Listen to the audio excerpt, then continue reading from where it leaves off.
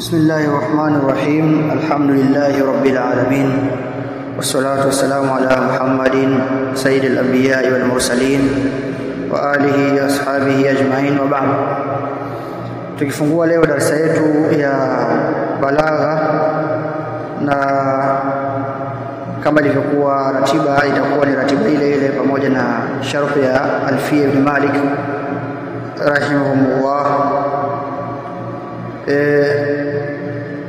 Na kabla ya kuanza darasa yetu ni kwamba tutaelezea tu ikhtisari ya fani ambayo tutachukua ni ilmu al-maani. Na tunajua kwamba balagha na elimu nyinginezo zote kabla ya kuundwa kuwa na elimu fulani mustaqil yenye kujitegemea zilikuwa zimepita katika tatawurati, zilikuwa zimepita katika hatua nyingi. Tutakuja kuelezewa ikhtisara na mbeleni inshallah, lakini kwamba balagha nayo vile vile pia ni katika elimu hizo zilikuwa pamoja. Na kabla ya kuwa ilmu al-maani imetenganishwa kivyake pamoja na ilmu al-bayani pamoja na ilmu al-badi', basi ilikuwa ziko pamoja na zilikuwa zimewekwa katika vitabu tofauti tofauti.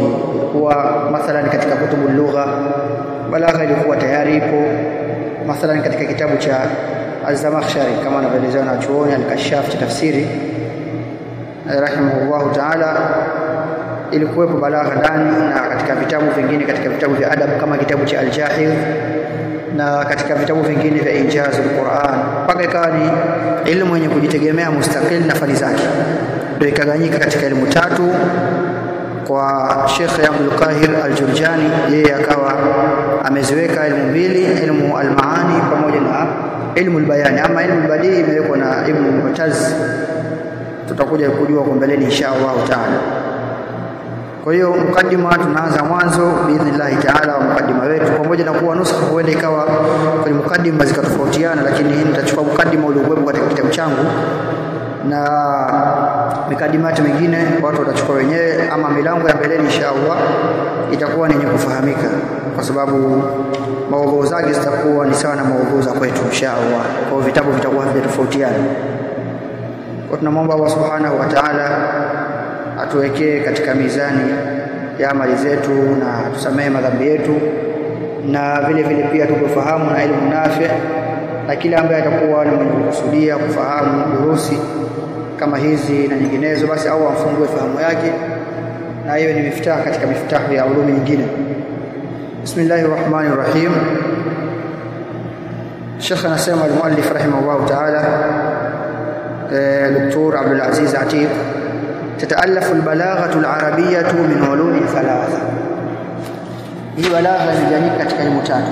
Kuna hiya ilmu al-maani na al-bayani na al-badi', na tuelezea kifupi wa maidanu al-balagha, lakini uwanja balagha alladhi ta'malu fihi ulumuha, ambao ndio elimu zake hufanya kazi katika uwanja huo, mutadhafira kwa kufuatana kwa wingi, huwa nadhmul kalami wa ta'alifuhu, ni utengenezaji na uundaji wa maneno jumla sentensi, ala nahwin, katika mfumo ambao yakhla'u alayhi nu'ut aljamal, unakuwa ni mwenye kuvua juu yake kupeleka zile sifa za uzuri. Kwa maana balagha kazi yake kubwa ni kutengeneza sentensi ambazo zitasifika kwamba zina sifa ya kuwa ni sentensi nzuri, maneno yaliyokuwa yamependeza. Wa idraku simati al-kalam al-baligh, lakini kudiriki na kufahamu zile sifa au nembo za maneno ambayo ni fasaha, la yataatta, haiwezekani illa isipokuwa an tariqi ad-durus wal bahth, kwa njia ya kufanya utafiti, kufuatilia na kupekua, wa taamuli, na kuchunguza kiundani. Wa min ajli hadha, na kwa ajili hii sasa tabidu al-hajatu ila dirasati al-balagha, ndio inadhihiri haja ya kusoma balagha. Fahiya takshifu lilmutaallim, kwa sababu hiyo balagha inakuwa inamwekea wazi yule mwenye kujifunza anil anasir albalaghia, ile misingi ya kibalagha, allati, ambayo yastati'u bitamarrus biha, anaweza kwa misingi hiyo bitamarrusi, kwa kule kufanya mazoezi wa tadarrubi, majaribio tofauti tofauti, ayati bil kalam al-baligh, kuweza kuleta maneno yalikuwa ya kufasaha kabisa. Wa hiya fil waqti dhatihi juz'un, na wakati huo huo pia anakuwa kwenye wakati huo dhati yake juzul mukammilun, anakuwa ni sehemu ya kuwa ni mwenye kukamilisha li thaqafati an-naqil al-adib, anakuwa amekamilisha thaqafa ya an-naqid ya mkosoaji wal adibi na wale watu adab. Hapa katika upande wa thaqafa ni kama tamaduni, pamoja na kuwa thaqafa iko juu zaidi kwa sababu kwa lugha yetu ya Kiswahili ni fupi, tunaweza tukasema kama hivi. Thaqafa inakuwa katika upande wa mavazi, watu wana thaqafa zao kama tamaduni fulani, katika upande wa mazungumzo, maneno yao wanaotumia, au vile vile pia katika upande wa vyakula. Kwa thaqafa ipo katika nyanja nyingi. Kwa li thaqafati naqidi, thaqafa ya mkosoaji. Na naqidi wakosoaji hata katika zama zilizokuwa zimetangulia walikuwepo, mathalan katika zama za kijahilia, na kuna somo kabisa katika masala ya al-adab, unaweza ukasoma an-naqdul adabi, ukosoaji wa masala ya kiadab al-qadim, na kuna al-hadith ya kisasa na zamani. Mathalan zamani walikuwa wametangulia washairi, kulikuwa na Imrul Qais, kulikuwa na an-Nabighatul Dubyani, wao walikuwa wanawekewa mahema kabisa, wanakuwa ni wenye kuwarekebisha na kuwakosoa baadhi ya washairi wengine ambao wanakuja masokoni hapo kwa ajili ya kutoa mashairi yao. Kwa wanakuwa kama vile ni mahakimu, pamoja na kuwa kwamba katika upande wa ukosoaji migawika, kwa wale ambao atakuwa anataka istifada zaidi ataingia na atasoma masala haya an-naqdul adabi al-qadim au al-hadith, atakutana nayo na aina zile za an-naqdi, aina za kukosoa. Kuna an-naqdu al-intibai, ambayo hizi zinakuwa ni kwa mtu mwenyewe, kama hao washairi wakubwa wanakuwa wao wenyewe kwa hisia zao na kufahamu kwao vizuri mashairi na zile njia, basi anajua kwamba baki maana huyu amekosea hapa, ametumia lugha ambayo sio, hapa ametumia mafumbo ambayo sio, ametumia tashbih ambazo sizo, kwa anakosoa, alitakiwa atumie hivi na hivi. Kuna an-naqdul manhaji, hii sasa ni ya kutumia mfumo na silabasi za ukosoaji, kama tunavyosoma katika upande wa mashairi. Unaweza kumkosoa mtu ikiwa kuna uyubi, dosari ambazo zipo katika upande wa mashairi yake, ambayo ni masala ya arudh mathalan. Kwa hiyo haya yote yalikuwa ndio katika masala ya balagha, na inamsaidia huyu mkosoaji katika kufahamu masala hayo. Ama katika masala ya al-adib, al-adib ni mtu adab, na tukisema adab, tamko hili lilitumika zamani katika zama za kijahilia kwa maana ya chakula cha mgeni.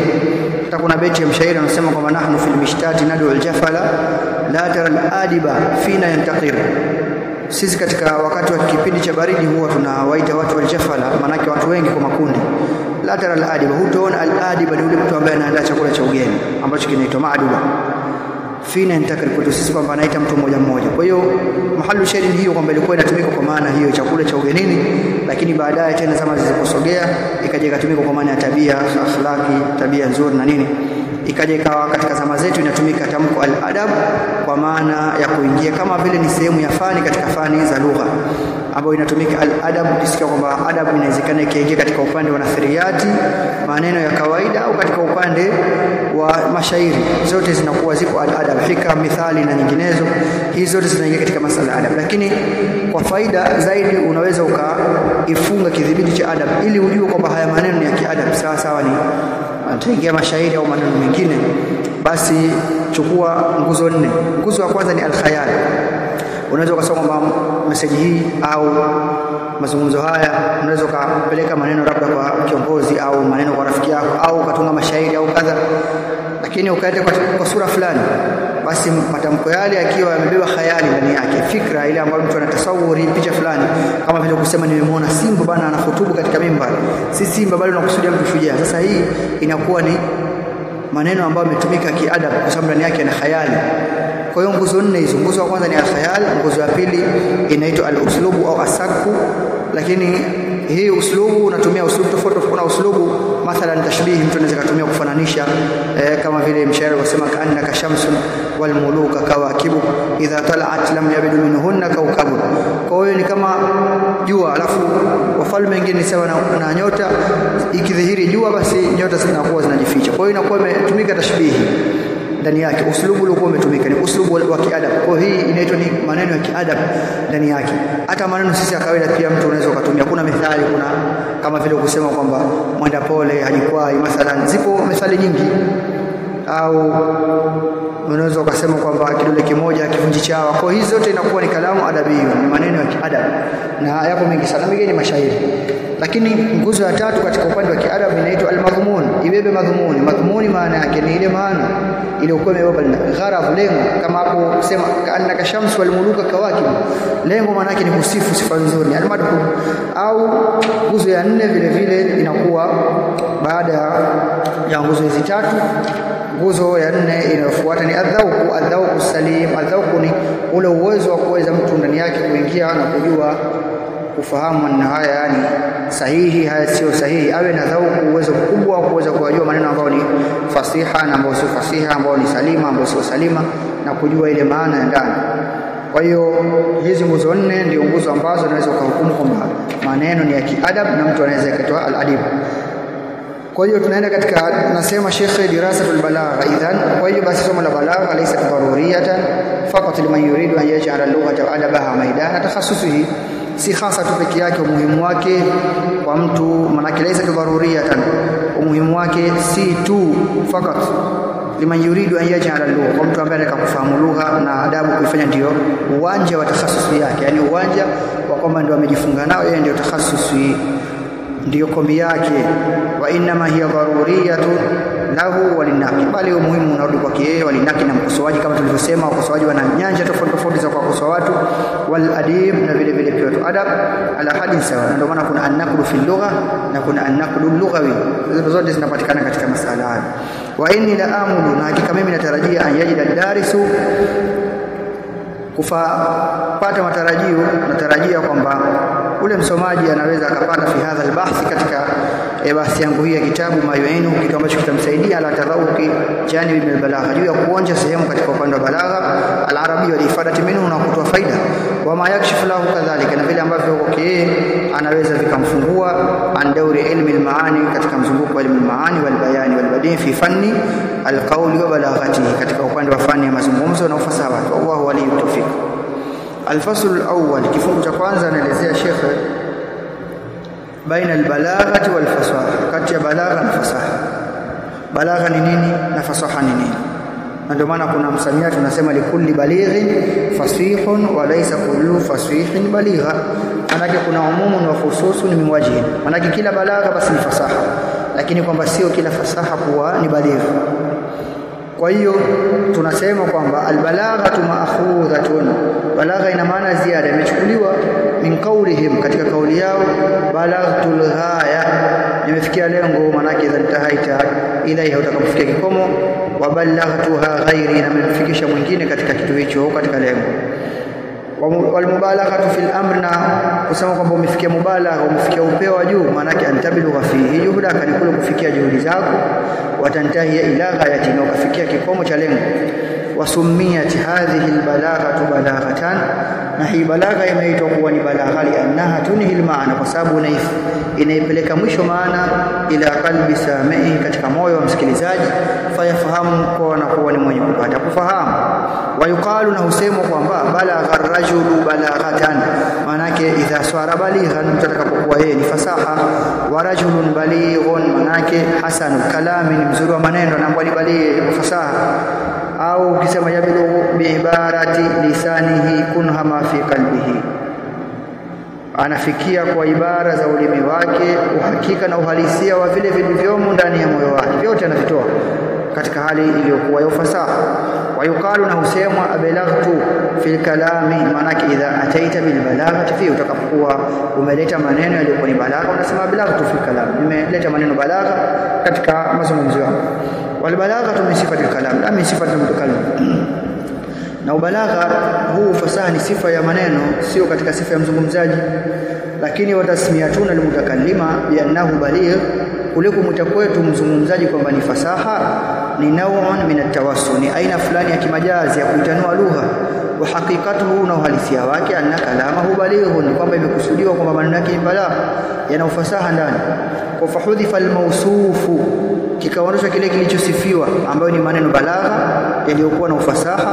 Wa uqimati sifatu maqamahu, na ikasimamishwa sifa mahali pake, ndio akaambiwa kwamba fulanun baligh, kama atakulu, kama unavyosema fulanun rajulun muhkim, fulani ni mtu ambaye anafanya vizuri majambo yake. Watani, na unakusudia anna af'alahu muhkama, kwamba vile vitendo vyake ndio viko vizuri akivifanya. Qala Allah ta'ala, wa subhanahu wa ta'ala nasema, bana billahi minash shaitani rajim hikmatun baligha hikma iliyokuwa imefikia kikomo kwa fajuila au fajala albalaghata au akaijalia balagha sifata alhikma kwa sifa hikma aliposema hikmatun baligha wala yaj'alha min sifati alhakim na la kuifanya kwa sifa alhakim lianna shakaliza illa anna kathrata alistimal isipokuwa kule kutumika sana kiupande wa matumizi ja'alat ndo kukafanya tasmiyat almutakallimi kuitwa kwa ule mzungumzaji liannahu balighun kwamba yeye ni mtu fasaha kama anna kathrata alistimali kama ilivyokuwa wingi wa matumizi aidan jala tasmiyat kalimati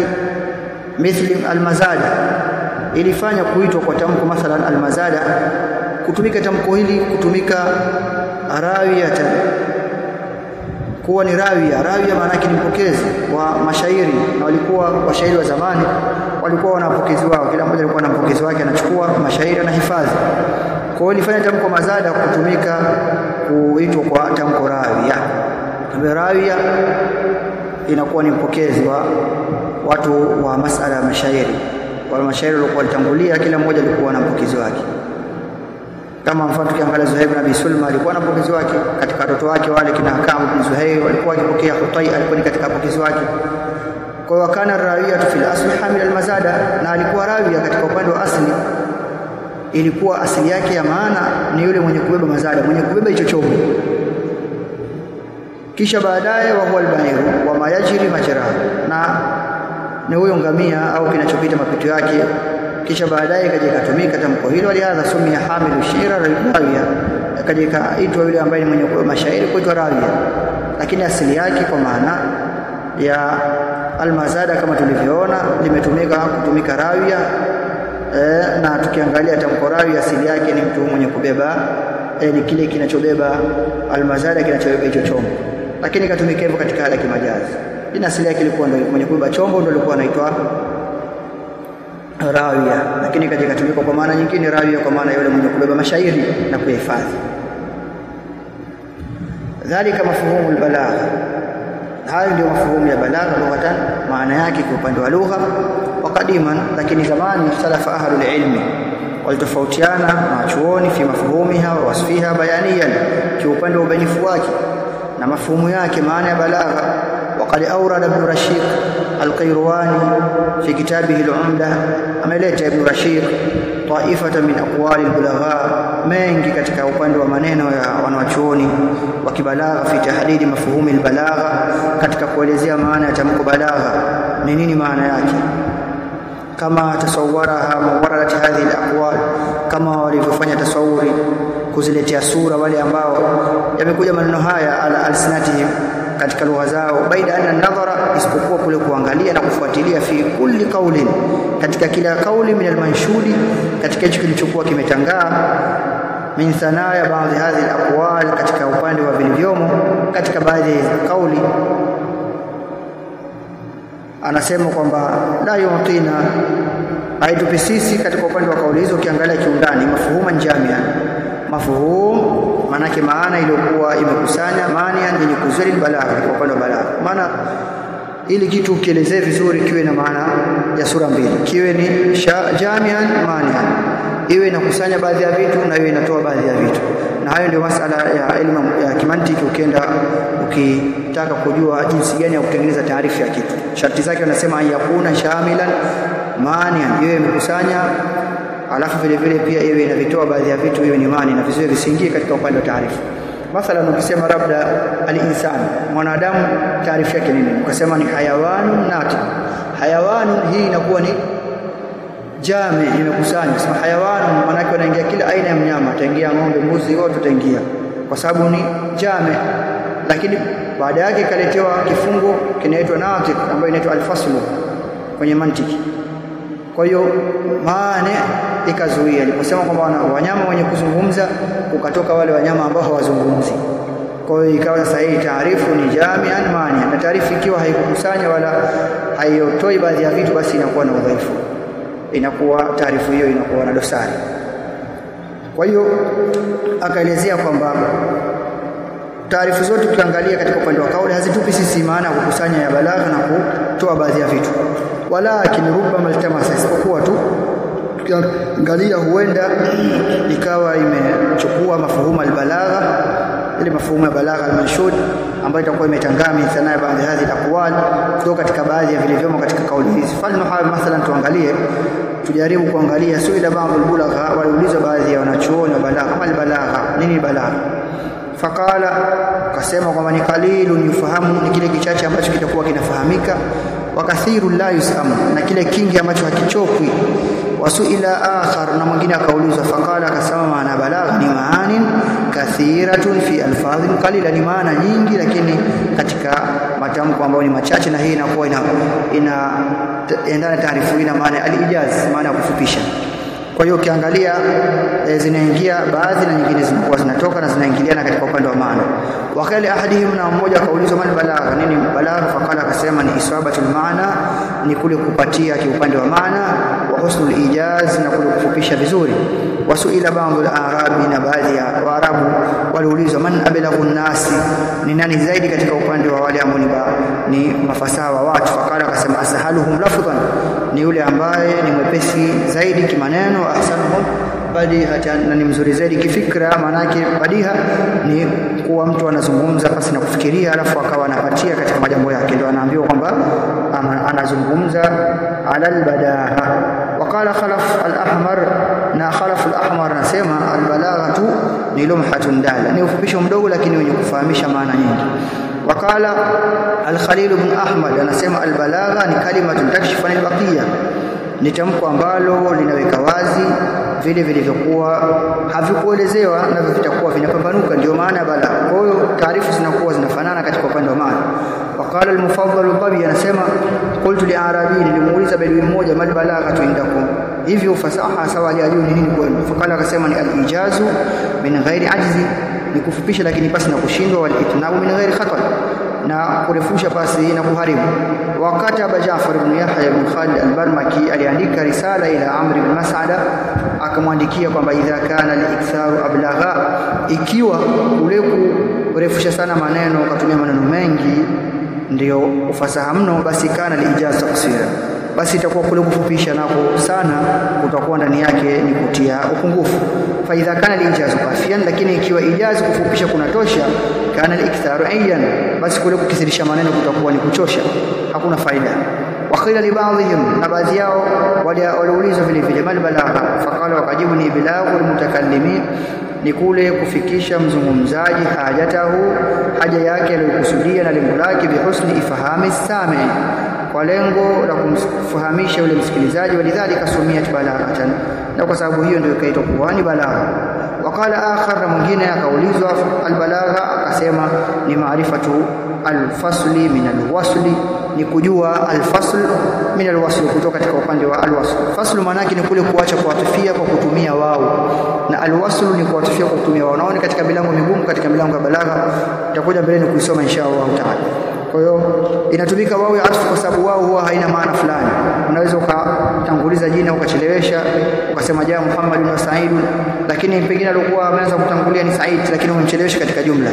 Lakini herufi nyingine zinakuwa na maana. Ukisema thumma ina maana ya tartib, lazima kuwa na mpangilio na at-tarahi, kuchelewa. Labda kama ni fa inakuwa fa ina maana ya tartib, lakini taqibi ina ubada kidogo. Kwa hiyo hizi zinakuwa zina maana, lakini wao inakuwa haina maana fulani. Ndio maana ikawa ni mahali pagumu, na ndio sehemu ambayo wanatofautiana wanachuoni wa balagha uwezo wao kwenye mlango wa alwasl na alfasl.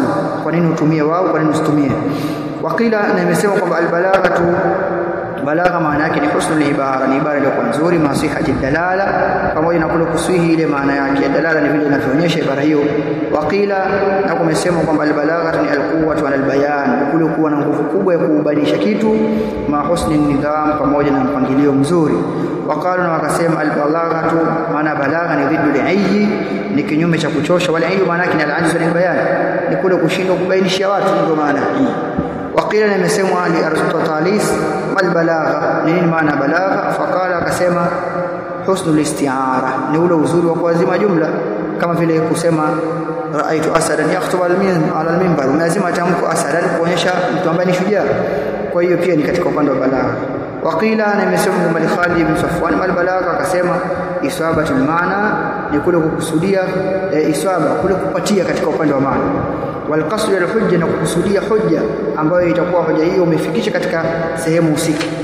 Na hoja zinatofautiana. Mtu anaweza kutumia hoja kama hoja ambazo zinatumika katika upande wa masala ya mantiki kumbainishia mtu na kuna njia zake vile vile pia za kutumia katika masala hayo. Wakili nimesema vile vile Ibrahim al-Imam mal balagha ni maana balagha, kala akasema ni al-jazala wal itala, na ule ubora na uzuri wal itala na kurefusha.